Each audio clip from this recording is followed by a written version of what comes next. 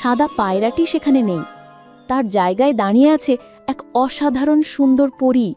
তার ডানাগুলো সোনালি রূপলি আলোতে ভাসছে, মাথার চারপাশে মৃদু আলোর মুকুট, চোখ দুটো গভীর কোমল, ঠিক সেই পায়রার চোখের মতো।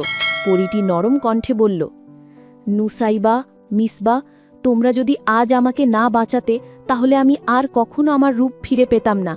দুজনে হতবাক। পরী আবার বলল, এক দুষ্টু জাদুকর আমাকে অভিশাপ দিয়েছিল, পায়রা রূপে বন্দি করেছিল।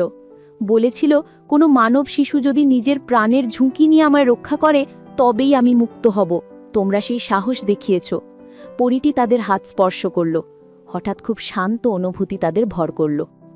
আমি তোমাদের একটি আশীর্বাদ দেব, পরী বলল।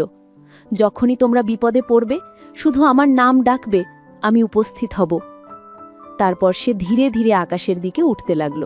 অপরূপ আলোতে ভেসে যেতে যেতে সে বলল, তোমরা যেদিন বড় হবে তোমাদের জীবনেও আলো ছড়াবে।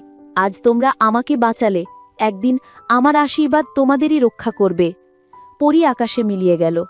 নুসাইবা আর মিসবা মন ভরে তাকিয়ে রইল। আজীবন মনে রাখার মতো এক জাদুময় সাক্ষাৎ। তারপর থেকে ভাই বন্ধুজন জানত, প্রতিটি সাহসী হৃদয়ে একটু করে জাদু থাকে, আর কখনো কখনো সেই জাদুই পাখির রূপে আলো হয়ে তাদের জীবন বদলে দিতে আসে। বন্ধুরা, কেমন লাগলো আমাদের এই গল্প? যদি তোমরা চাও আরও মজার মজার গল্প শুনতে, তাহলে এক্ষুনি আমাদের চ্যানেলটি সাবস্ক্রাইব করে পাশে থাকা অল লেখা বেল আইকনটি ক্লিক করে দাও।